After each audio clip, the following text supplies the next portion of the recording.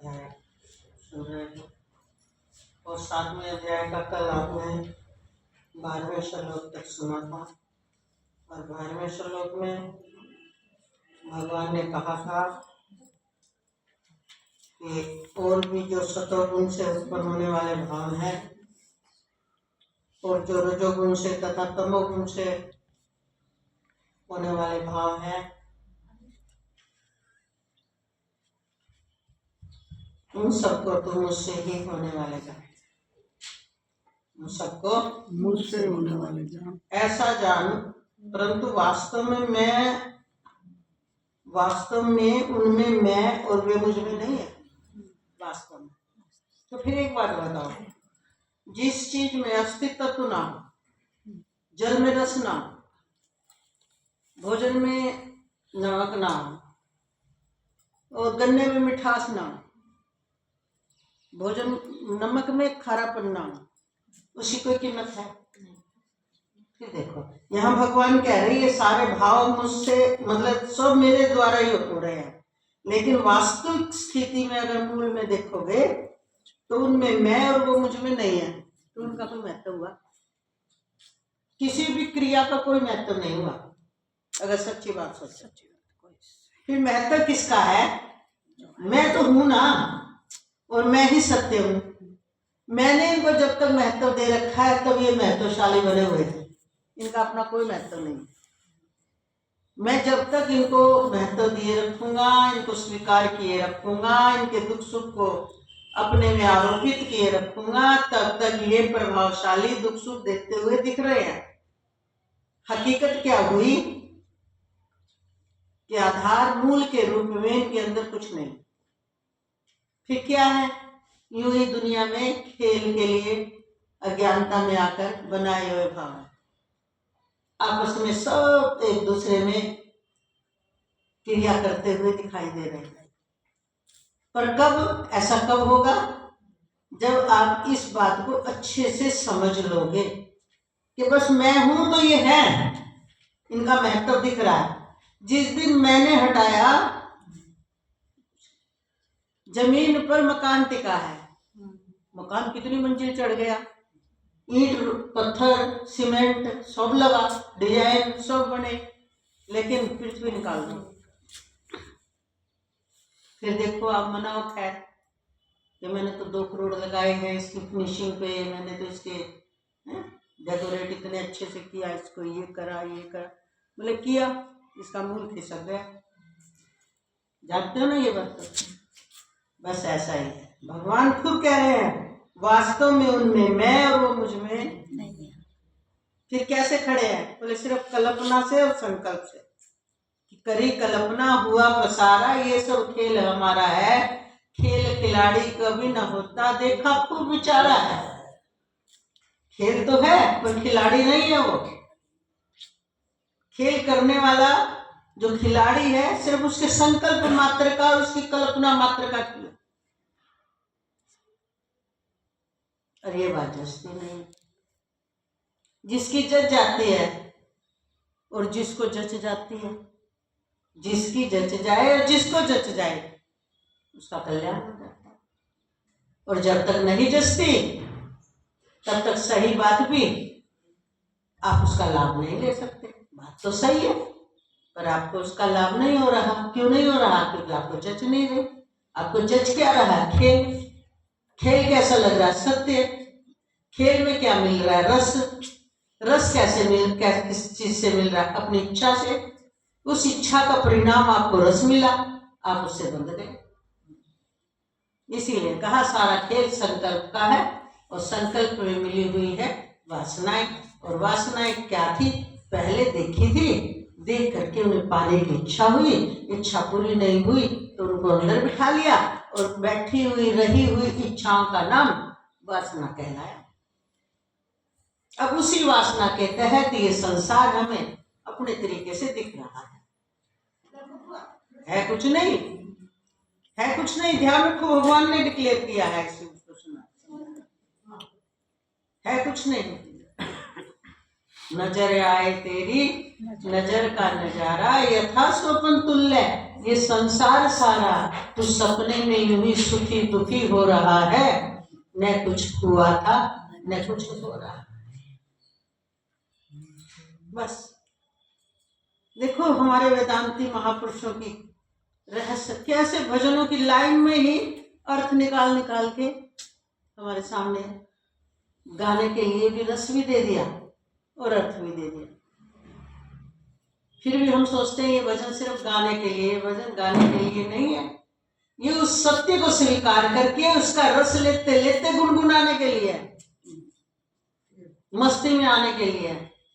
पर नहीं जानते जब तक तो खेल में ही दुखी सुखी हो रहे, खेल में ही अपना जीवन सच पूछो तो यूं ही जन्मे यूं ही मरे, अरबोपति बन गए, खरबोपति बन गए, करोड़पति बन गए, बाल बच्चों वाले बन गए, घर मकान वाले बन गए, गाड़ी घोड़े वाले बन गए, सब कुछ बन गए, बने कुछ नहीं।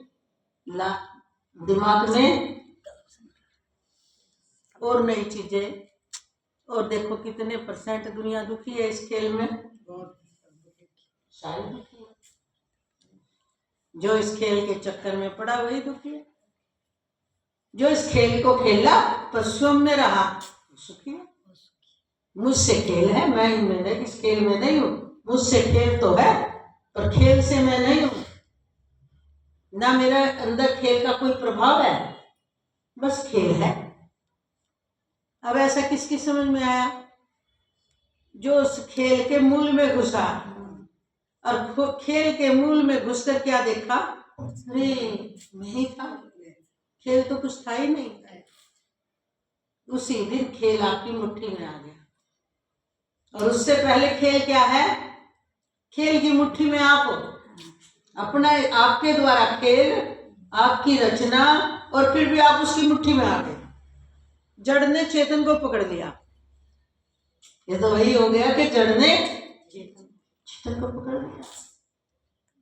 ऐसा हो सकता है? नहीं, हुआ रखा है, यही तो हो रहा है। जड़ के वश हो गई तो उसने पकड़ ही तो लिया। जो जिसके वश हो जाए वो चीज उसके प्रभाव में तो आ गई। जड़ होकर चेतन को अपने वश में कर ले, वाह, ये है गुलामी। इसको व्यवहार की भाषा में बोल दे तो गुलामी, अध्यात्म की भाषा में बोले तो भूल। भूल तेरी है तू ही मिटा ले, साक्षी चेतन है निश्चय जमा ले, बस इतना करना है। तो इसलिए भगवान ने यहाँ क्या बोल दिया, उनमें मैं और वो मुझ में। अब आगे भगवान 13वां श्लोक बोल रहे हैं, त्रिगुण में वैरभी सर्वमिदं जगत है, मोहितं नाभिजानाति मामेभ्य परमव्ययम्, दैवी येषः गुणमयी मम माया दुरुत्यः, मामेवे प्रपद्यन्ते मायामेतां तरन्ति ते, न मां दुष्कृतिनो मूढ़ा प्रपद्यन्ते नराधमा, मायेयपहन्ति ज्ञानात् आश्रम भाव मिश्रिता, चतुर्विद्या विधा भजन्ते मां जना सुकृतिं अर्जुनो, आर्तो जिगासु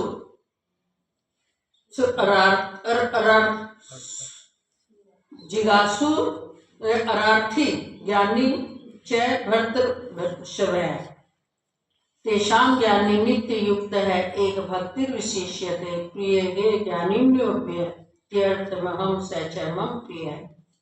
उदार है सर्व एक वेत्ति है ज्ञानी, तो आत्म मतम आस्ति सह युक्त आत्मा मामेवानुत्तम माम गतिम, बहुनाम जन्म जन्म नामते ज्ञान मानवम प्रपद्यन्ते वासुदेव सर्वमिति, स महात्मा सुदुर्लभ है।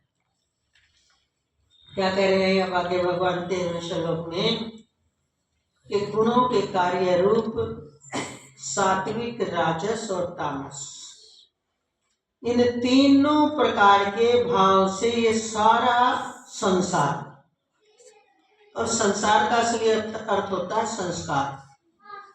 ये तो सुंदर सा बना देते हैं ना रूप, संसार का अर्थ क्या होता है? संस्कार। संस्कारों से फैला हुआ पसारा ही है जिसका नाम पड़ गया संसार। इसलिए भगवान ने यहाँ क्या कह दिया, सारा संसार। मतलब कौन है संसार में? बोले प्राणी समुदाय मोहित हो रहा है इन 3 गुणों से। इसलिए इन तीनों गुणों से परे मुझ अविनाशी को नहीं जानता। तीनों गुणों से परे है हमारा अविनाशी स्वरूप, और 3 गुणों का खेल हमसे परिलक्षित हो रहा है, इसलिए ये खेल है। क्योंकि ये अलौकिक अर्थात अति अद्भुत त्रिगुणमयी मेरी माया। अब यहाँ मेरी माया शब्द आते ही आप सोचते हो भगवान की माया। मेरी माया का मतलब आत्मा की माया, आत्मा का खेल है। माया किसे बोलते हैं? खेल, आत्मा का खेल है। तो किसका खेल है? आत्मा का।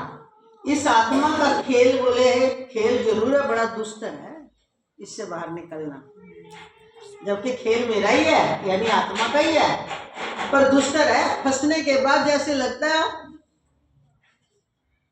खेल में ही फंस गए। देखो क्यों? कण कण चेतन है, कण कण ब्रह्म है, तो उसका खेल जो जड़ की तरह लग रहा है ना चार प्रकारों के रूप में, तो वो इतना दुस्तर और इतना गंभीर और इतना गहरा है कि उसी में उलझ के रह जाते हैं। और ब्रह्म में रस होता है, तो जो इच्छा के अनुरूप उसका फल आया तो उसमें फंस गए और सोच लिया कि ये फल इस प्राणी से आया, इस व्यक्ति से आया, इस संसार से आया, इस स्थान से आया। और खेल किसका आया? रस कहाँ से था? क्योंकि सर्वत्र मैं ही तो था उस खेल के रूप में भी। ये बात देखो नहीं रचती ना, भेद जचता है। इसलिए भगवान कह रहे हैं दुस्तर है, परंतु जो पुरुष केवल मुझको निरंतर भजते हैं, यानी कौन भजने वाला? कौन और किसको भजना? जीव बनकर अपनी आत्मा के स्वरूप को बार बार याद करना, उसी की स्मृति में रहना, ये भजना है। जो स्वयं की स्मृति में रहता है उसका बाल बाका उसमें कहाँ हो रहा है? कुछ कभी होता ही नहीं। जिसमें कुछ होता ही नहीं, होने का भरम हम त्याग दें तो आप क्या हो? पूरी तरह परम सुखी हो। और जहां परम सुखी हुए परम मस्त हुए। कौन सी मस्ती लानी है कहीं से? किन वस्तुओं के द्वारा मस्ती आएगी? वस्तुओं की जरूरत ही नहीं रही वहां। इसलिए ये निरंतर केवल, परंतु जो पुरुष केवल मुझको ही निरंतर भजते हैं वे इस माया को उल्लंघन कर जाते हैं। यानी अपने ही खेल में तेरी माया है तुझको रुला रही है भाई, हमारे स्वयं आत्मा की माया, और खेल रच रच के दिखा रही है। और खेल में खेलता दुख नित्य झेलता फिर भी नहीं हगाता। हगा रहे हो? कितने % लोग हगा रहे हो बताओ? जिस दिन समझ में आ गई उस दिन हमने पूछने की जरूरत नहीं पड़ेगी। आपके चेहरे पर उतर आएगा आपकी मस्ती का स्वरूप, पता चल जाएगा कि आप मस्त हो। अब तो जबरदस्ती गर्दन की हूं कर रहे हो, ना जचने पर भी क्लास में बैठे तो करना ही पड़ता है क्या दुनिया? दिलों में दिलों की ये तस्वीर ऐसी बनी कुछ नहीं पर बनाई गई है। कुछ नहीं है, बिठा ली। और क्या है? ये दुनिया जो सारी दिखाई जो देती बनी कुछ नहीं पर बनाई गई है। आगे कहा फिर दिलों में दिलों के ये संबंध ऐसे जचे कुछ नहीं पर जचाए गए। तेरे हैं, इनका नेगेटिव मत देख, जचे नहीं है, ज्यादा समझ नहीं आए। और यही मत सोचो कि पति पत्नी के संबंध ज्यादा समझ में नहीं आते।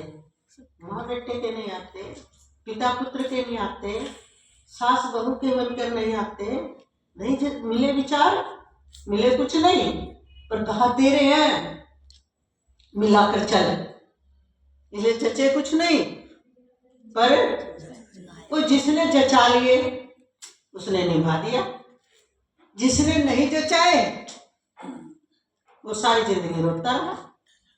इसलिए संबंधों को जचा लेना चाहिए, जचाना है, बिठाना नहीं है। ध्यान देना, बिठा लिया तो निकाल नहीं पाओगे, बिठाना किसी को नहीं है, बस निभाने के लिए।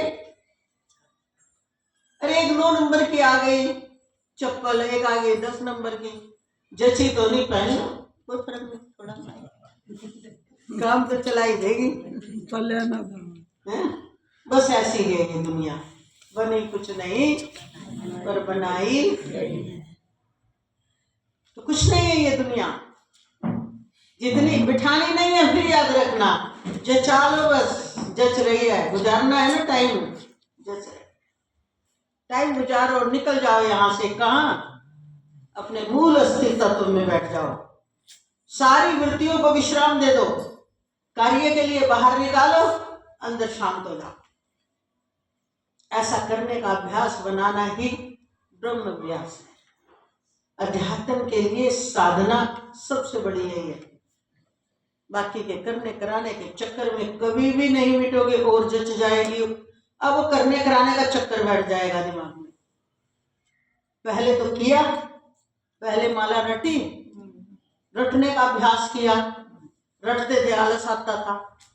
पहले रटने के लिए तंग हुए, अब छोड़ने के लिए तंग हो रहे।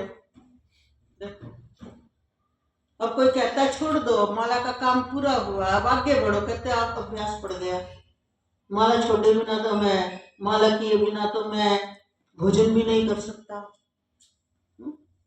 तो ये संसार की, चाहे अध्यात्म की जितनी भी क्रियाकलाप है, साधना है, पहले करने का अभ्यास, फिर छोड़ने का अभ्यास, इसी चक्कर में जिंदगी कर दो खत्म।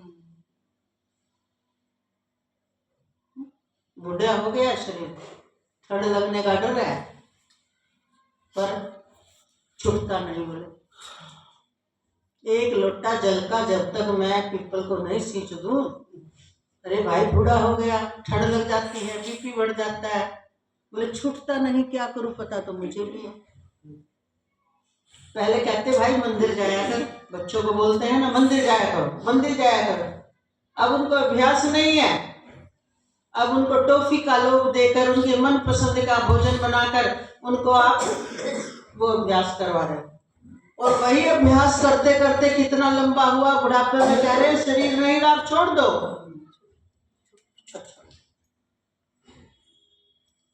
तो मुक्त किसने किया बताओ हमें? मुक्त को कोई मुक्त कर सकता है क्या? मुक्त को कोई मुक्त कर सकता है? पहले संस्कार बनाने का अभ्यास और फिर मिटाने का अभ्यास। पहले तमोगुण के संस्कार मिटाओ, रजोगुण करो। रजोगुण में कुछ प्रकाश है, कुछ प्रकाश। कम से कम रजोगुणी व्यक्ति दूसरे का बुरा नहीं करता, इतना ही कहता तेरा तेरा मेरा मेरा। तमोगुणी व्यक्ति दूसरे का बुरा भी करता है, तेरा तेरा नहीं, मेरा मेरा, तेरा भी मेरा। तमोगुणी व्यक्ति की ये स्थिति है। रजोगुणी की तेरा तेरा मेरा मेरा। सतोगुणी की व्यक्ति की क्या स्थिति है? भाई तुझे सुख मिलता हो तो मेरा भी तू ले ले, तेरा तो तेरा है ही, मेरा भी तेरा। सतोगुण व्यक्ति में त्याग आ जाता है, और तीनों गुणों से जो परे हो गया वो क्या बोलता है? भाई ना तेरा ना मेरा, सब कुछ चिड़िया रहन, सारा झूठ पटिका। ये है ज्ञान। तो तमोगुण से उभर कर रजोगुणी बनो, रजोगुण के बाद सतोगुणी बनो। अब सतोगुणी में भी बंध के मत बैठ जाना, सतोगुण ज्यादा बांधता है। क्यों? यश फैला देता है, अरे ये बड़ा उपकारी। अब वहां से भी हट रहा है। अब वहां से हटकर कहाँ जाना है? कि तीनों जो भी भगवान ने कहा है, तीनों मेरे द्वारा ही कार्य, तमोगुण के, सतोगुण के रजोगुण के तीनों भाव मेरे द्वारा ही कार्य करने में सक्षम होते हैं, पर वास्तव में वे मुझ में, मैं उनमें, ये यथार्थ। तो यहाँ पर भगवान सात्विक, राजस, तामस का बता करके इन भाव का कार्य रूप सात्विक, राजस और तामस, इन तीनों प्रकार के भावों को ये सारा संसार प्राणी समुदाय क्या हो रहा है? मोहित हो रहा है। और जिससे मोहित हो जाते हैं तो क्या होता है बताओ? उसके मुंह में लगता है सुखी है, वही वही दिखता है दिन और रात। तो इसलिए कह रहा मोहित हो रहा है, इसलिए इन तीनों गुणों से परे मुझ अविनाशी को नहीं जानता, क्योंकि यह अलौकिक अर्थात अति अद्भुत त्रिगुण माया मेरी बड़ी दुस्तर है। परंतु जो पुरुष केवल मुझको ही निरंतर भजते हैं, माया के रहते हैं, हाँ माया के रहते, बार बार चिंतन योग को प्राप्त करते हैं। वस्तु ही है, वस्तु ही है, वस्तु ही है। किस रूप में? सर्वत्र व्यापक के रूप में। और वो सर्वत्र व्यापक के रूप में भजते भजते, और जब घटना घटती है तो देखता था अरे मैं ही मिला, तू के रूप में मैं ही मिला। और जब फिर देखा ना तू रहा ना मैं रहा, बस वही रहा। कौन? उसे आत्मा कहो, परमात्मा कहो, प्रकाशक कहो, तत्व कहो, अस्थि तत्व कहो, शाश्वत कहो, वही ना। वे इस माया को उल्लंघन कर जाते हैं। कौन? जो निरंतर अर्थात संसार से तर जाते हैं। माया के द्वारा जिनका ज्ञान हरा जा चुका है। हरा का मतलब तो समझते होंगे। हाँ क्या? हाँ क्या हरा? हर का हर लिया क्या मतलब है? मैं कभी हरा ये पालक को समझो। माया के द्वारा जिनका ज्ञान हरा जा चुका है, ऐसे आसुर स्वभाव को धारण किए हुए मनुष्यों के नीच दूषित कर्म वाले मूढ़ लोग मुझको नहीं भजते। जिनको वो सारा दिन माया में मैं मेरा, भगवान यहाँ उनको नीच दूषित स्वभाव वाले, आसुर स्वभाव के, आसुरी स्वभाव बोला गया। अच्छा, हे भक्तवंशियों में श्रेष्ठ अर्जुन, उत्तम कर्म करने वाले अर्थार्थी, आर्त, जिज्ञासु और ज्ञानी, ऐसे चार प्रकार के भक्तजन मुझको बसते हैं। आर्त, अर्थार्थी, जिज्ञासु और ज्ञानी। उनमें नित्य मुझ में एक ही भाव से स्थित अनन्य प्रेम भक्ति वाला ज्ञानी भक्त अति उत्तम है। देखो तीनों को जरूरत के समय बसते हैं। तीसरा, जिज्ञासु को क्या जरूरत है? जिज्ञासु को ये जरूरत है कि वो जानना चाहते हैं परमात्मा कौन है, सत्य कौन है। अर्थार्थी को क्या जरूरत है? जब उसको अर्थ की प्राप्ति करनी है तब वो याद करता है भगवान को। आर्त को क्या जरूरत है? जब उस पर कोई दुख पड़ता है ना, और जब उसको चारों तरफ कोई नहीं दिखता, उस समय में वो आर्त होकर मुझे बचता है। फिर भी भगवान ने कहा कोई बात नहीं, ये सब बढ़िया है, अच्छे हैं। पर जो ज्ञानी भक्त है ना, वो अति उत्तम है, वो प्रेम भक्ति वाला है। क्योंकि मुझको तत्व से जानने वाले ज्ञानी को मैं अत्यंत प्रिय हूँ, और वह ज्ञानी मुझे अत्यंत प्रिय है। भेद ही खत्म हो गया। और जहाँ भेद खत्म हो गया वहाँ क्या रह गया? वेद प्रकट हो गया। और वेद क्या है? सर्वत्र व्यापक एक ही तत्व है। ये ज्ञान रहना ही वेद है, इससे हट जाना ही भेद है। और भेद में आते ही दुख है, और कदम कदम पर दुख में पड़ा है इंसान। ये सभी उधार है, अच्छे भी है। मतलब चारों की प्रशंसा कर दी भगवान ने। परंतु ज्ञानी तो साक्षात मेरा स्वरूप ही है, ऐसा मेरा मत है। क्योंकि वह मदगत मन बुद्धि वाला ज्ञानी भक्त अति उत्तम गति स्वरूप मुझ में ही अच्छी प्रकार स्थित है। क्या कहा? कैसा है ये ज्ञानी पुरुष? देखो फिर दोबारा सुनो, ये सभी उद्धार है। परंतु ज्ञानी तो साक्षात मेरा स्वरूप ही है। जहाँ स्वरूप बोल दिया तो खत्म बात ना, भेद की। मेरा ये बोले ऐसा मेरा मत है, बोले मैं मत का मतलब होता है विचार, ऐसा मैंने अनुभव करके निर्णय दिया भगवान ने। क्योंकि वह मदगत का मतलब मुझ में ही ओतप्रोत, गति सारी उसकी, चाल उसकी, रहनी उसकी मुझ असीम परमात्मा में है। मन बुद्धि वाला, उसका मन उसकी बुद्धि परमात्मा में ओतप्रोत है। फिर कोई क्वेश्चन नहीं रहता। अब आप लोगों के क्या क्वेश्चन होते हैं? 10 दिन सुखी हो, 5 दिन दुखी हो। 10 दिन रस आ रहा था, बड़े सुखी थे, 2 दिन चला गया, दुखी हो गए। तो इसका मतलब आप तो फिर करता भोगता ही रहे। रस आया जब आपने रस का सुख लिया, अब चला गया तो आप दुखी हो गए। फिर आपका सुख स्वरूप से परीक्षा हुआ जो कभी हटता ही नहीं। बताओ, आप इस दुखी और सुखी होने वाले में रहे ना, और दुखी और सुखी होने वाले में रहे तो आप अपनी मैं में कहाँ रहे? अपने उस अस्तित्व में कहाँ रहे? अपने उस जानने वाले में कहाँ रहे?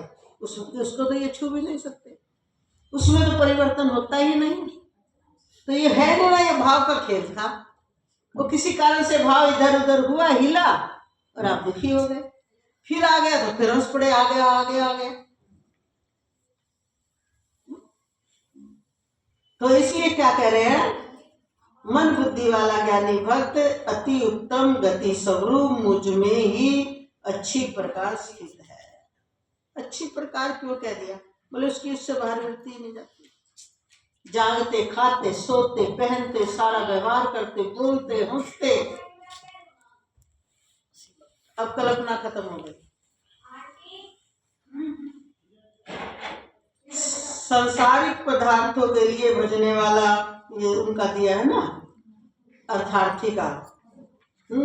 और अर्थ का संकट निवारण के लिए भजने वाला, और जिज्ञासु, मेरे को यथार्थ रूप से जानने की इच्छा से भजने वाला, और ज्ञानी का तो भगवान ने। पुरुष सब कुछ वासुदेव ही है। क्या कह रहे हैं? बहुत जन्मों के अंत के जन्म में, देखो एक ही जन्म का खेल ही नहीं, बहुत जन्मों का जो आखिरी जन्म है, अंत के जन्म में तत्व ज्ञान को प्राप्त पुरुष, जब तत्व ज्ञान प्राप्त हो जाता है, यथार्थ का ज्ञान हो जाता है, तो नहीं लाइन इससे हो गई, इसके पास से ले, ये इतने तो हम नहीं।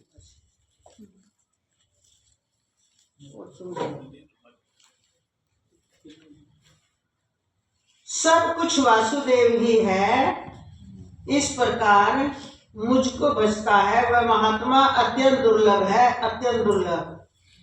सब कुछ वासुदेव ही है, जो सब में बसा हुआ एक तत्व। सब कुछ वही नाना रूप, वही घोड़ा, वही गधा, वही ऊंट, वही मेंढक, वही कीड़ी मकोड़ा, वही मनुष्य, वही पुरुष, वही स्त्री, वही बच्चा, वही वृद्ध, वही जड़, वही चेतन। ऐसा देखना ही वास्तविक देखना है। जो ऐसा देखता है वही यथार्थ देखता है। और जब तक ऐसा नहीं देख सकता तो अभी उसकी भेद ग्रंथि अंदर से खत्म नहीं हो रही, और जब तक अंदर से भेद ग्रंथि खत्म नहीं होती तब तक यथार्थ में उसके बस का ही ठहरना नहीं है। इसलिए क्या कह रहे हैं? वह महात्मा अत्यंत दुर्लभ है। उन भोगों की कामना द्वारा जिनका ज्ञान हरा जा चुका है। कौन कौन से भोग? 5 इंद्रियों के 5 विषय है। जिस इंद्री का जो जो विषय उसको चाहिए, इच्छा है, वो जागृत होते ज्ञान हर लिया जाता है। क्यों? भोगों की कामना है। और भोगों की कामना होने के कारण ज्ञान ठहर ही नहीं सकता। इसलिए जिनका ज्ञान हरा जा चुका है वे लोग अपने स्वभाव से प्रेरित होकर, अब ये स्वभाव, अब ध्यान देना, स्वभाव किस पर लागू है? प्राकृतिक कार्यों में। और प्राकृतिक कार्य कौन है? 5 ज्ञानेंद्रिय के 5 विषय, उन्हीं का फैलाव है सारा, ये सब प्राकृतिक कार्य है। तो ये प्राकृतिक कार्यों में क्या बरतते हैं? सबके अपने अपने स्वभाव बरतते हैं। और स्वभाव किसे कहते हैं वो हमने पहले भी बताया था। अब और आगे बढ़ जाओ कि पहले कहीं से देखा या सुना है? पहले उसकी फिर क्या हुई? भावना बनी, भावना को अंदर लेके गए, अंदर हजम किया, भावना को अंदर ले गए, उसकी बन गई इच्छा, और इच्छा पूरी करने के लिए फिर वो बाहर बनकर आई कि मैं इच्छा पूरी करूं, और नहीं कर पाए, वो अंदर ही बैठ गई, वो बन गई वासना। और जैसी वो वासना बस गई, अब वही स्वभाव बन बन करके भी बाहर आ रही। मुझे तो ये खाने का स्वभाव है, मुझे तो ऐसा पहनने का स्वभाव है,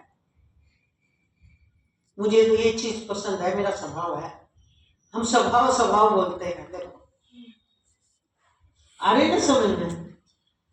मुझे तो